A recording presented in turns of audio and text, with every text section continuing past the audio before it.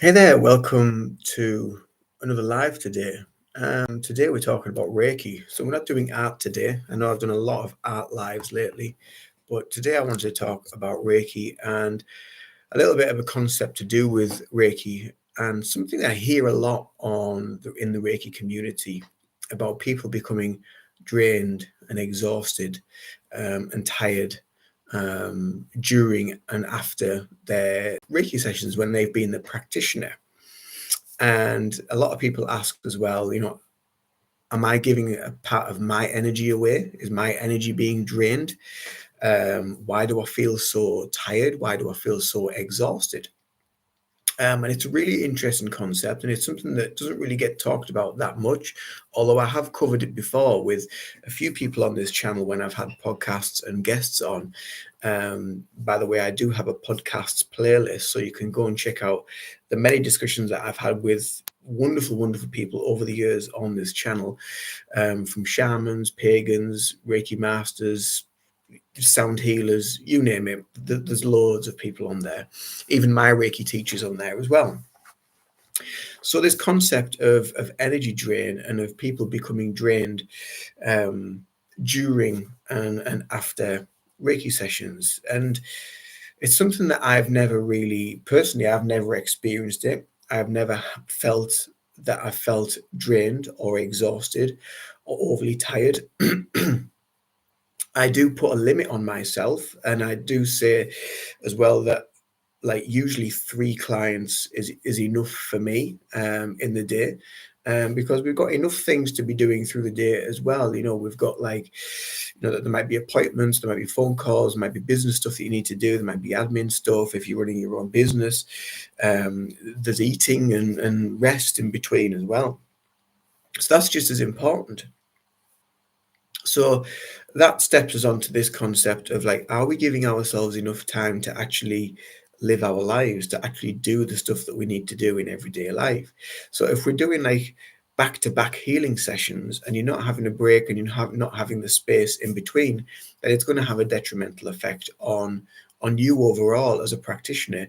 Then your energy will be becoming drained, but that's because of your choices of how you're managing yourself and managing your time and managing your own energy levels. So if you're not eating properly, if you're not having the right food, drinking enough water, if you're not getting the right amount of sleep, if you're being stressed, then really you're not living the Reiki way. You're not living in harmony with Reiki. So as a practitioner, then personally for me, you need to kind of like look at where you're coming from and what you're doing with regards to your Reiki practice and how you're working with yourself and your own energy.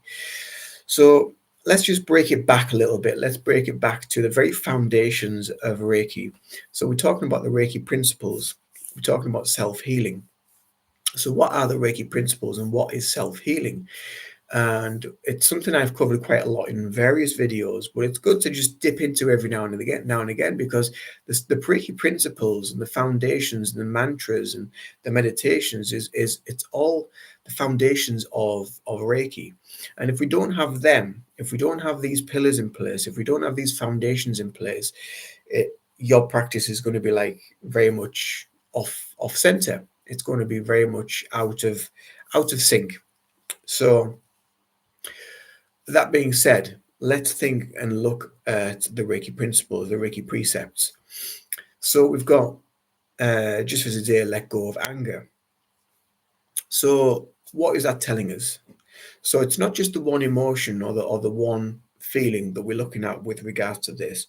So anger and frustration and then we've got letting go of worry, letting go of guilt, worry, anger, frustration, hatred, uh, all these lower vibrational energies. So we need to let go of them.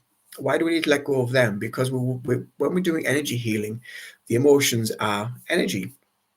They are a part of our being. They're a part of our everyday life. We can't stop emotions, but we can be aware of them and we can be the facilitator for healing within those emotions in those times that we become maybe anxious, or we become worried, or become angry, we become frustrated, we become hot-headed because of things that might be taking place in life. So that being said, we're working with energy, and that energy, so energy is everything.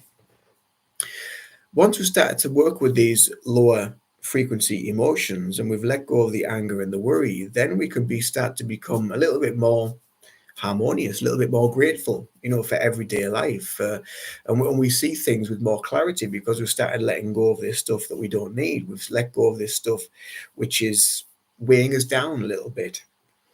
You start to let go of that, feel more grateful, and then you start actually living more in your authentic self, your authentic way. And when you start living in your authentic way and your authentic self, you then feel more grateful for yourself. You feel more grateful because you started to let go of all this lower energy stuff, and it becomes a habitual way of being, and it builds and builds and builds, and it builds momentum, it builds frequency, it builds that consistency in self. So once you start building the consistency in the self, then you become stronger, you become more harmonious, more happier within yourself. You become more compassionate. You become happier with other people, happier with your surroundings. You become more at ease with things within life. When you become more at ease with things within life, then again it starts to build up and build up.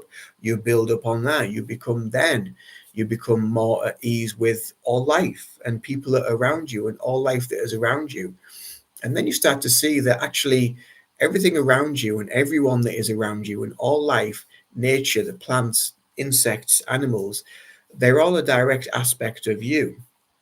So this frequency, this chi, this ki, this prana, this source energy, this God energy, this universal life force energy that flows through everyone and everything, you are a part of it. So then you actually want to be more kind and more loving to those people that are around you, to the animals that are around you, to all life that is around you, because it is a very direct aspect of you, of yourself. So all that being said, once we start to do all this, we're working with the Reiki principles. You're letting go of the anger, you're letting go of the worry, you're being more grateful, you're being more harmonious in yourself, you're living your life authentically, you're being more compassionate to all life that is around you. Again, this builds momentum, and it builds over time. It builds with your practice. Then you start to get more, maybe more into your self-healing. You find better ways to be able to heal yourself. You find better ways to be more harmonious within the self as well. And this is something that you take through into everyday life, and you become stronger, you become more balanced, you become more grounded, you become more centered, you become more powerful, you become empowered, you become aware that actually this strength, this power that I've discovered, it's actually through all these practices, through this way of being, through the letting go, through the being more grateful, through the mantras, the meditations, the affirmations, the daily practices that we're using. It's making you stronger in energy. It's making you stronger in mind. It's making you stronger in your emotions. It's making you spiritually stronger, so your light is becoming brighter. They often say as well, when people are more spiritually inclined and more spiritually aligned, that they look a lot younger than what they actually are. They have a younger appearance because their spirit is shining out of them. They have this wonderful glow, an aura about them. And usually when I bump into people and I see people, in the everyday world, when I used to work, and I'd bump into people, and the place that I used to work at, there was a lady who used to always come in the shop, and she was a carer for another lady that used to buy a lot of craft stuff in that store. And I always looked at her and I thought, she's got something about her. I think she must be very kind of spiritually in tune, or she does some sort of spiritual practice. Maybe she's psychic or a medium, or she's really into something on that um, on that frequency. Then eventually we got striking up a conversation, and I found out that she was actually a Reiki practitioner. She did a Reiki level 1. So I was like, that's why I'm getting that frequency from her. That's what I'm feeling from her, because she's Reiki attuned. When I used to work in the coffee shop and I'd done Reiki level 1 and Reiki level 2, there was a lady that used to come in there, and we used to always strike up a conversation. We used to talk about different things, and she had this wonderful glow about her, a wonderful energy about her. I used to always think, I bet she's like into Reiki or crystals or something like a little bit spiritual or mystical. And once we got talking and I got to know a little bit more about her, again, I found out she was Reiki attuned. She'd done a Reiki up to the Reiki level 2. So people that work in this field and have done the healing on themselves, it shows within them. It shows within the way that they are. It shows within their being. It shows within their behavior. It shows with how they treat and look at others and look at the world around them. And this is how we work on our energy. This is how we build our energy, and through the meditation practices. So as well. So if we think of psychic development, mediumship development, healing development, everything is always based around meditation. So meditation is, again, one of the pillars of Reiki. I mean, Reiki in itself is a meditation practice. It's a very, very small aspect of the Japanese philosophy is to do with hands-on healing. The rest of the actual practice is to do with your way of being, how you behave, how you treat others.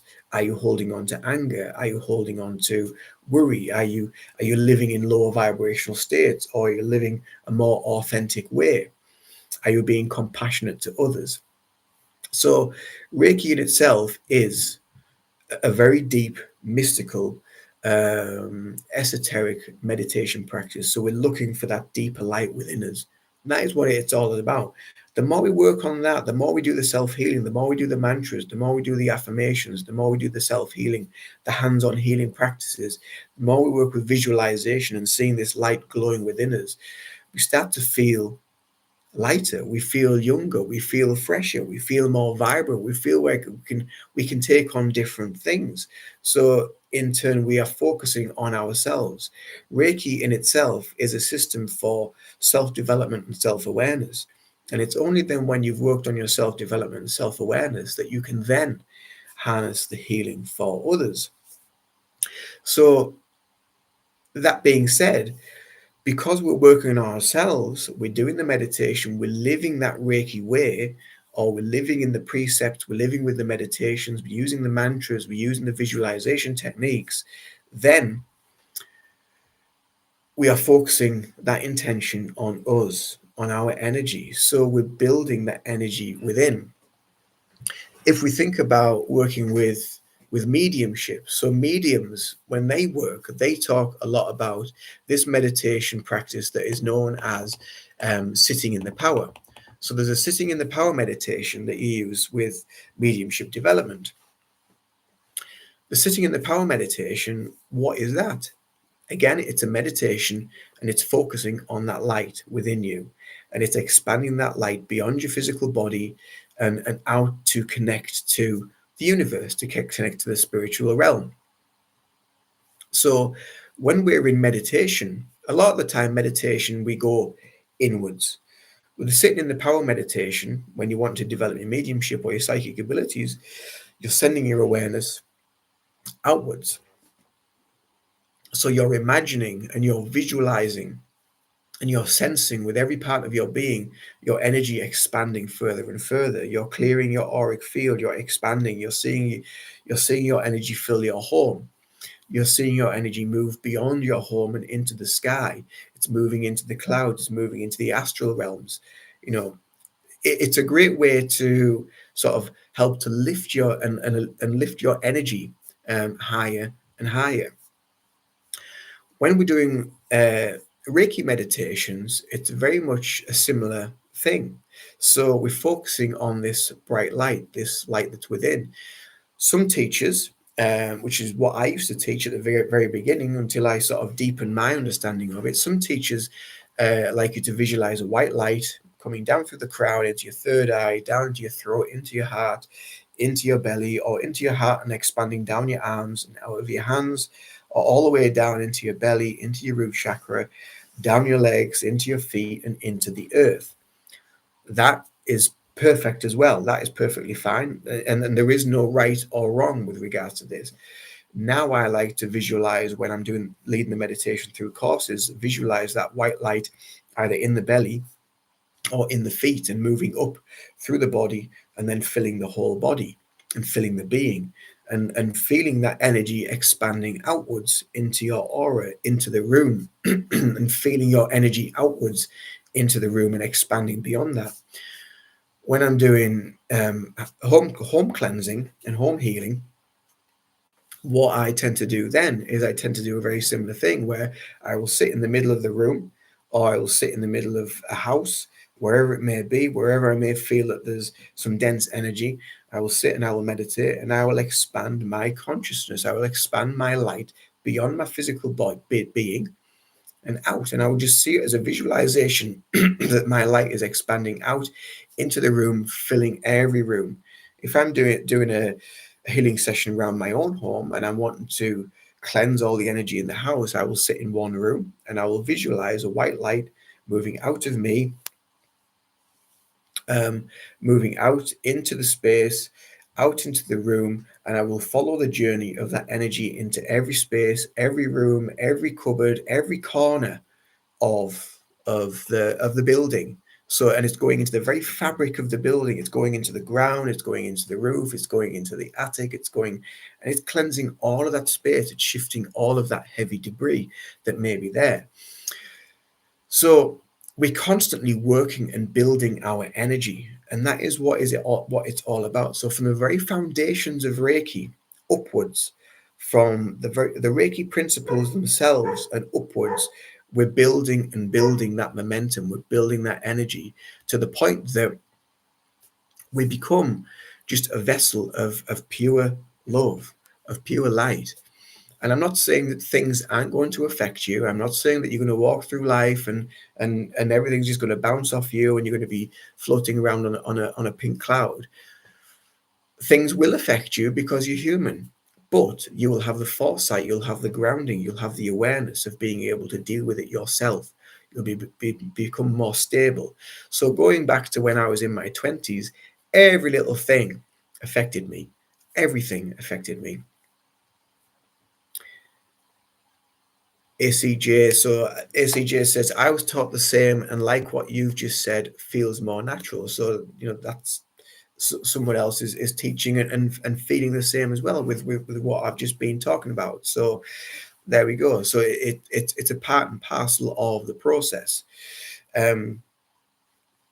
So that's good to know that other people are getting that as well and are feeling that, that they're feeling more into the energy, they're feeling more into the Reiki practice, and it's no longer mechanical. So when we start a Reiki journey, we're working with Reiki level 1, we're just becoming aware of hand positions, we're becoming aware of maybe chakras or chakra points, that a lot of people tend to teach chakras. I don't really teach chakras as such because it's not in the Japanese concept of Reiki, but I do use the hand positions just to make people aware, this is where we can work, this is what we can do. But then come Reiki level 2, I'll ask them to right, where do you feel drawn to? Where do you feel your hands are being pulled to? Flow with that and feel that and go with that. And that's part of your development. So all the time, as we're practicing, as we're working, as we're meditating, as we are evolving, we're working on our own energy. We're working on ourselves, we're working on our light, we're becoming more grounded and more stable to be able to deal with life in a more centered, compassionate, harmonious way.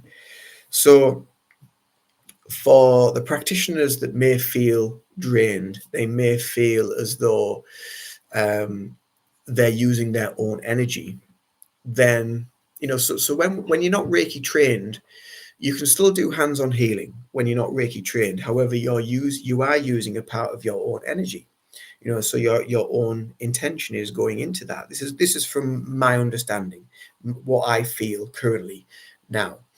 You are using an aspect of yourselves, but it's very, very natural. It's the most natural thing that we do, because we're all healers. We're all healers. We're all psychic. We're all mediums. We're all able to tap into this frequency and this energy. It just takes time and work and patience. Um, so if you think of when a child falls over and scuffs the knee, and the mother or the father, the first thing that they do is they go and put their hand on the knee where they've scuffed over. If you've got a bad back, the first thing you do is you put your hand, you're like, oh, you put your hands on your back, and you feel the warmth from the palms of your hands into your back. So, if you've got a headache, you're like, oh, my head. You put your hand to your head. You like so intuitively, we're already using that. What Reiki does is it deepens that. It deepens your awareness. It deepens your awareness of everything. So that headache that could be there could be actually something that's going on internally within the body. It could be something that's connected to stress. It could be something connected to something else that might be going on in life. But you become more aware of your body, of what you're feeling, of your energy systems. And in turn, that is where the healer steps out from within, and you become so much more in tune with yourself and with other people. And the best person to practice on when you want to develop your healing and you want to develop your energy, you want to become more powerful, stronger, more intuitive, more in tune with other people's energy, is to work on your own energy first. Be aware of you. And that is where the practice always takes us. Reiki always takes us back to us. It always takes us back to ourselves. Looking at the precepts, letting go of worry. Just for today, I let go of anger. Just for today, I will be grateful. Just for today, I will live more authentically and more harmoniously. Just for today, I'll be more compassionate. So always taking us back to here, back home, back to our body, back to our minds, our energy, our spirit, our mental way of being. So it's always taking us back to that point that we need to focus on. So every day we're focusing, every day we're staying within that vibration. So, and when I'm teaching Reiki courses as well, and when we go after each Reiki course, you go into your 21-day clearing cycle, and I say to the students, it's just the same again, 21 days, and beyond. Beyond that, self healing for 21 days and for a full healing session. But I know that not everybody can sit down for a full 45 minutes to an hour and do a full hands-on all the way down the body healing session. So I'll just say break it down into smaller portions, break it down into 15 minutes, 15 minutes, 15 minutes, 20 minutes, 20 minutes, and you just split up through the day so it's more manageable. And that teaches us as well, when we're building our practice and we're taking on the clients, we're doing the client work, we then become aware.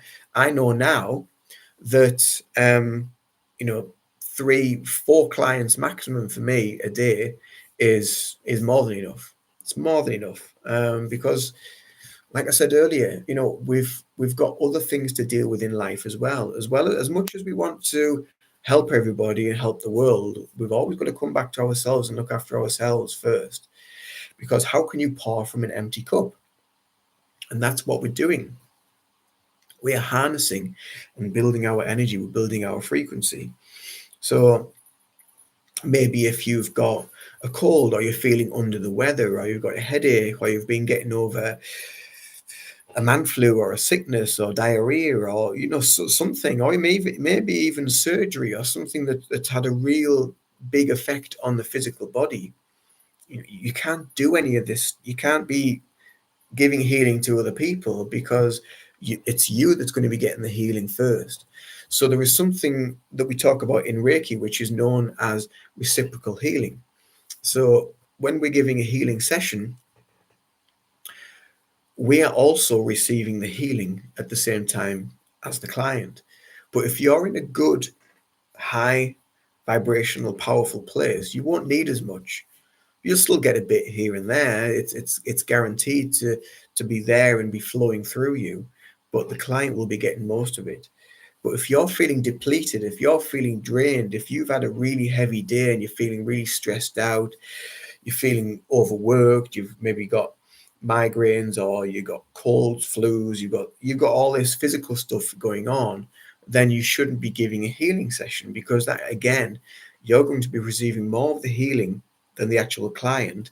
And also because you're giving the healing and you're expending your time and your energy, then you're going to feel more drained as well. So we've just got to be aware of dealing with life as well as being the healer, being the practitioner. Like I said earlier, as much as we want to try and help everybody, we've got to help ourselves first. And like I said, we can't give from an empty cup. So we're not giving away our own energy. As long as you're harnessing and focusing on you and working on your energy more than anything, as long as you're getting the sleep, you're living the Reiki principles, you're feeding yourself properly, you're dealing with stress effectively, so you're working on yourself and you're bringing yourself into that harmonious place. If, like, again, going back into my 20s and early 30s, when I was dealing with, again, the mental health stuff and the anxiety, you know, whatever could go wrong would go wrong in my head. So if I was a Reiki practitioner then, maybe my ego back then would be telling me, oh, just go and do the healing, that'll make you feel better. But in actual fact, it's probably me that's going to get more from it.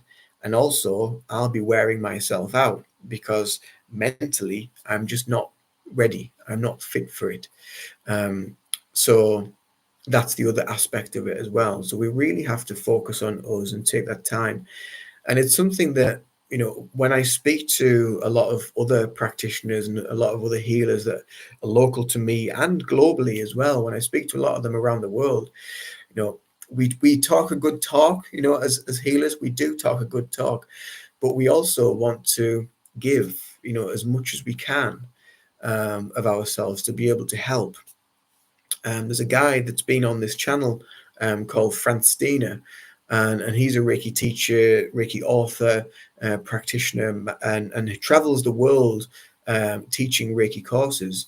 And he put something on Facebook the other day because he's had a lot of requests for more courses for actual Reiki teachers to learn from him, to use his teachings within their courses as well, because they've found the benefit of them.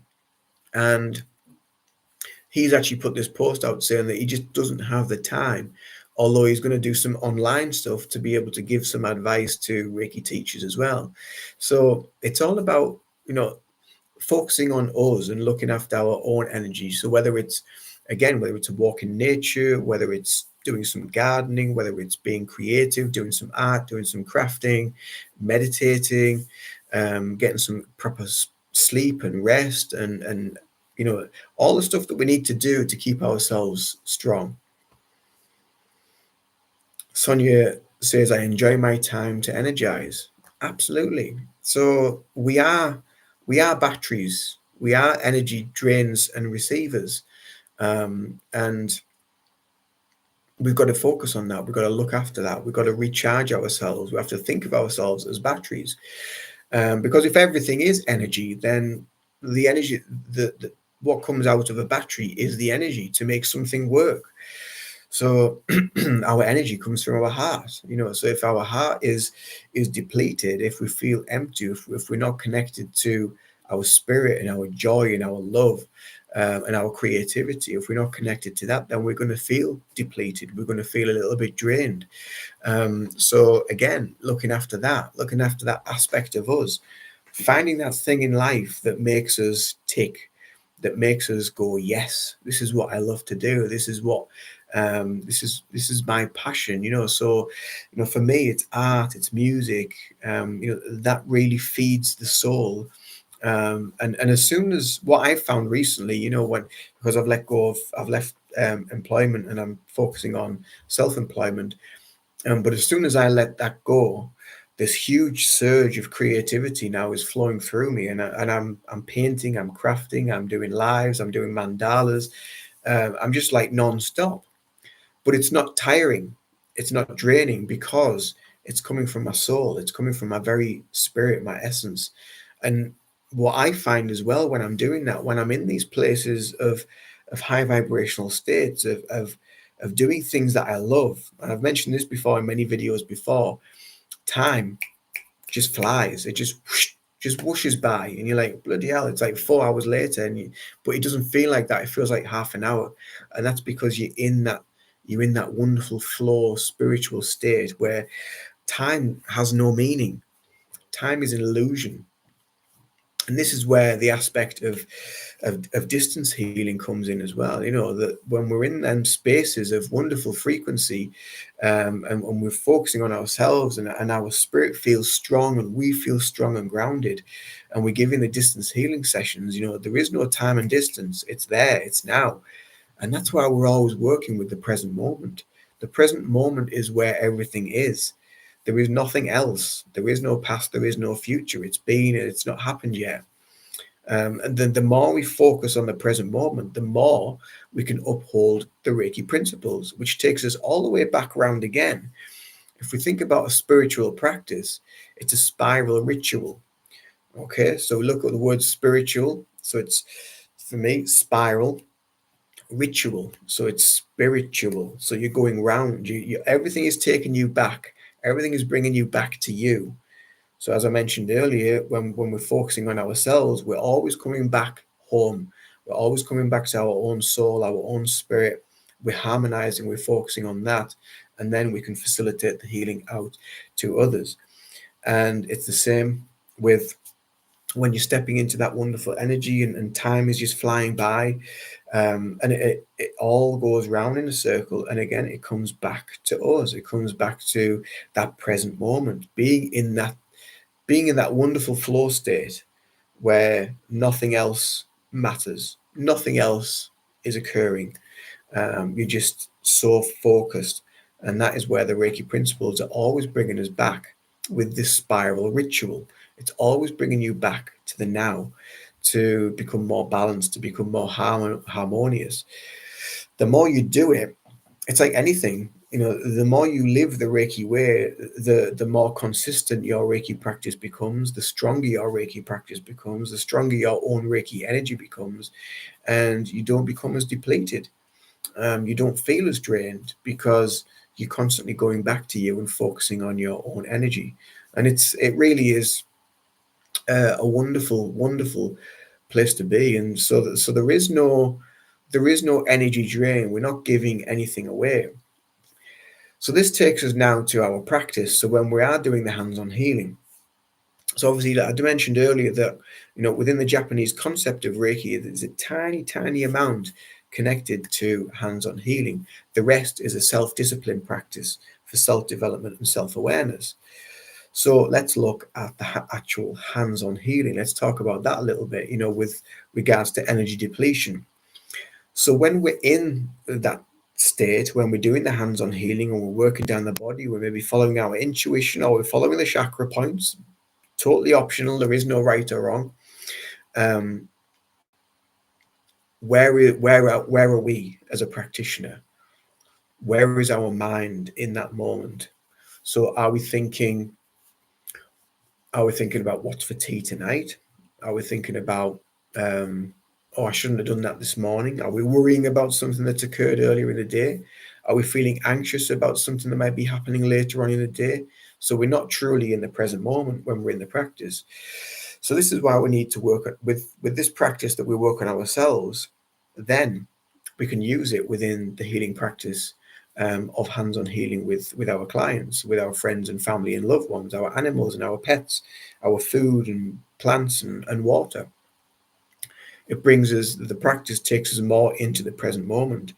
And I've seen over the last few years, as I've been practicing, um, I'm feeling more and more just like, um, not there really. I don't feel like I'm there. I know I'm there, and I know I'm doing the practice, and the time just flies by, and it's the same as when I'm in the creative flow of when I'm doing art or music.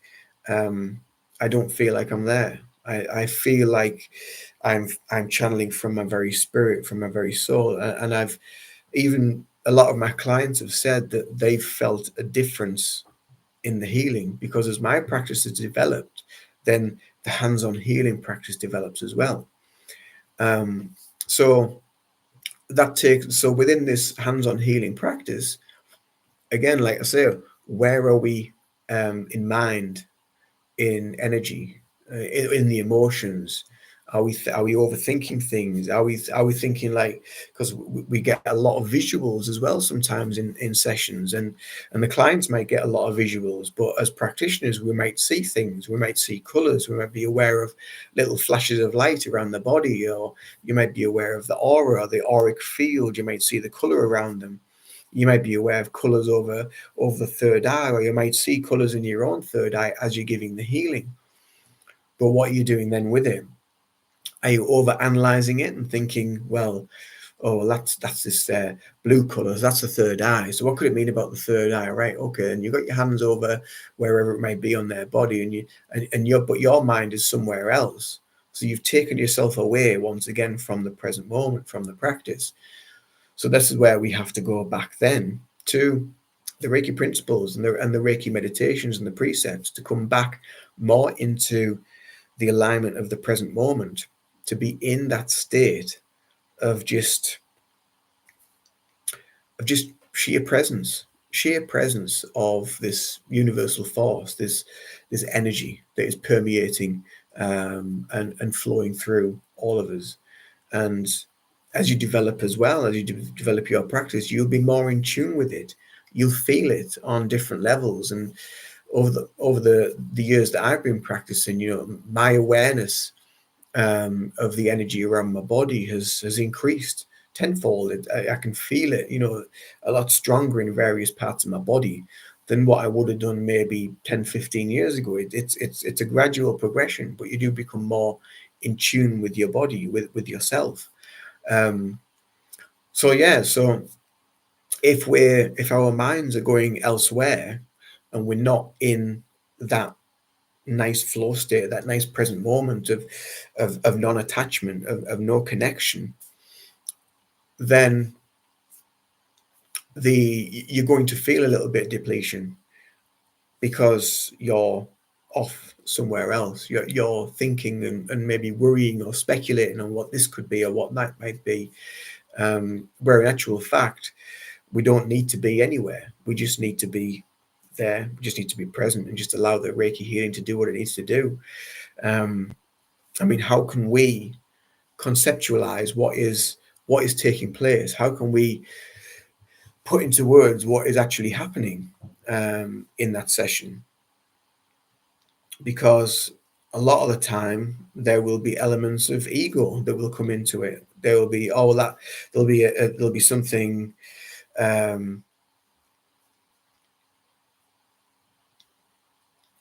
So ACJ says, if my mind wanders, I repeat, please send the universal healing to, so they can send it to wherever they need it most.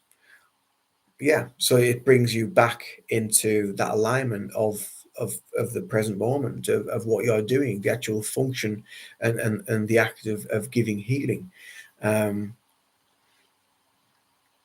So it's, and even in Mikao Sui's handbook that I bought a while back, and I was reading that, and even in there it says about like how sometimes you can just have random thoughts come up, but each time that happens, just bring yourself back to your breathing, bring yourself back to the breath, and it brings you back into the moment, brings you back into the now. So again, ACJ says there, as a follow-on from the last comment, that they find it easier to stay in the moment by doing that. So we all find our own way as well. And this is something else that I always say in the courses, is you will find your own way of doing this, of being able to work on yourself, work on your energy, work with your clients and your self-healing. You will find your own way of what works for you. There's a lot of Reiki masters now that, I myself, if I'm doing self-healing, I don't even think about doing all the different hand positions down the body. I just sit with my hands on my stomach and just let the Reiki go to wherever it needs to go, because there is no attachment to what I think I need, the Reiki will just go where it needs to go. And sometimes we might have an awareness in the body of something that we might need, that we may think, oh, well, some healing needs to go to that. I've got this upset stomach or whatever. So we can conceptualize and we can think, oh, well, it's an upset stomach, so it must be something I've eaten. But it could actually be something that's going on mentally. It could be an emotion. Your stomach is a center for your emotions. So if you're feeling stressed, if you're feeling overworked, if you're feeling anxious, if you're feeling irritable, if you're feeling angry, if you feel a lot of this in the stomach. So again, we have to look at ourselves, go back into the meditations, go back to our practice, and just feel what we're going through, feel what we're aware of internally. And what I find as well is a great tool as you become more in tune with your body and more sensitive, is actually just talk to your body, and your body will tell you exactly what it is. Your body will speak back to you. But this takes time and it takes work, because a lot of the time when we're doing this as well, again, the ego can step in and say, well, it's this, when in actual fact it's something totally different. So the ego likes to try and take over. So it's having a healthy balance between the two. We're always going to have an ego. It's just being in harmony with it and understanding it, and understanding that voice. The voice that we need to listen to is there straight away. It's the ego that comes in after and tries to rationalize and give you the reasons as to why it's happening, and oh no, you don't want to be doing that. Try this, that won't work. So that's what the ego tends to try and do when we're doing the healing work as well. Is it's always giving you kind of like a background commentary. Oh well, it must be this, it must be that. And again, as soon as you start accepting that, it's taking you out of the present moment.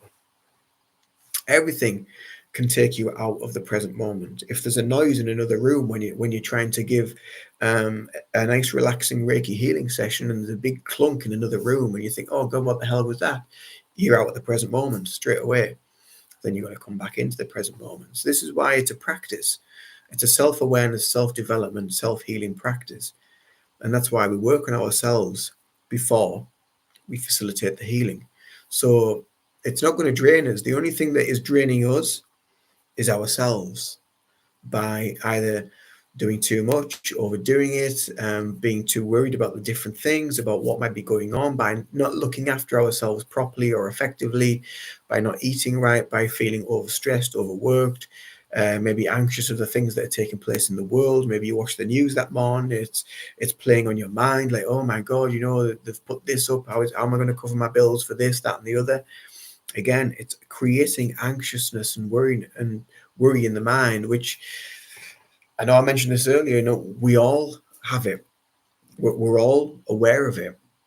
But the more we work on ourselves, and the more we practice this and live in the Reiki healing principles, the more we can develop ourselves, the more we can live in harmony with ourselves, and the more we can be more grounded, we can be more balanced, we can become more focused, more self-aware, and be able to navigate things with ease, a lot more ease than what you would do. Like myself, 15, 20 years ago would have been a totally different picture. And I used to worry about the slightest thing, the slightest thing. It was really quite, yeah, the slightest thing used to worry me. So it was always, the answer was always in either smoking or drinking. And that was where the answer was for me at that time. So, and it wasn't until I started this journey that you realize actually the answer is right here. It's right in your home. It's right in your center. Just listen to it, harness it, look after it, take care of it, and it will take care of you. So I don't believe that Reiki drains us. It is a natural life force energy that is permeating everyone and everything. Just some people feel a little bit more depleted because of how life takes over, how things take over. But as Reiki practitioners, we're always working on ourselves to develop, to self-heal, to harmonize, to be able to navigate through life a little bit easier, to be able to then facilitate and help those that need it. And that's how Reiki is helping us through the practices, through the principles. The system of Reiki itself, when you start to learn it from Reiki level 1 and you go all the way through, you realize that Reiki level 1 is the most important level out of all of them. It really is, because that is the very foundation. If you don't get your foundations in place, then nothing else matters. Nothing else is important. The Reiki symbols, the distance Reiki, the Reiki master courses, none of that is important without Reiki level 1. You need to have that in place first, and that is the very, very beginning, the very foundations. And some people only use Reiki level 1 for their whole life, and that is beautiful. That is perfectly fine, because they found the benefit of Reiki level 1. They found the benefit of that empowering system for life, for helping themselves, for self-development and self-awareness, to be able to navigate things that little bit easier. So I hope this video has helped, this live today, just to cover this concept a little bit, because it does get talked about quite a lot. And there's not many people that really cover it, and a lot of people, they might see this video in the future. They might say, well, it's because you're working with demons, or because you're working with negative energy, or because you're working with all that, whatever, all that crap that they try to throw out there. But that's basically because, religion doesn't like you. Religion itself is a system that it always wants you to be focused on that, and not find a way to actually find that within, even though the very words that you read within the Bible and from Jesus and from whatever religion is always pointing to you, but the very religion is wanting you to follow. So any system that points to you to become the healer within is deemed as negative or dark. So that is why a lot of these practices, whether it's Reiki or shamanism or paganism, where they're looking more to nature, they're looking more to the land, Wicca, witchcraft, a lot of that sort of stuff, again, which is all stemmed from shamanism, paganism. It's all working with the land, it's all working with nature. It's all deemed dark and negative, because they have an answer, and they found it within their very energy.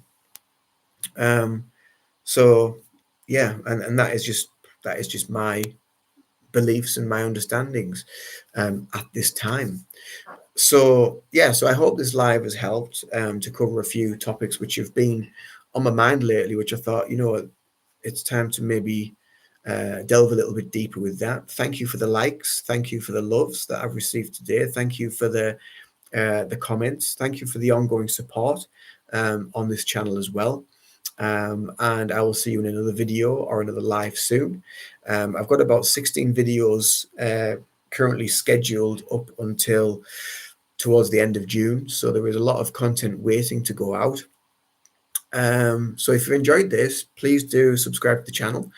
You can also join the membership, where you'll get early access to the videos and other little treats and what have you behind the scenes. Or you can send me a donation through the super thanks. But if not, I will see you in another video, and just hit that subscribe button, and I will see you all again soon. So do take care. Much love, peace, and bye for now. You're welcome, ACG. I'm so pleased that's helped you. I'm so pleased that's helped you. And I think simplifying it is the key with regards to that. By the way, ACG has just said, thanks, Ian, you have simplified some things for me. And I think if we try to over analyze and overcomplicate it, then again, it creates frustration. It creates a little bit of worry. It creates like, am I doing this right? Am I doing that right?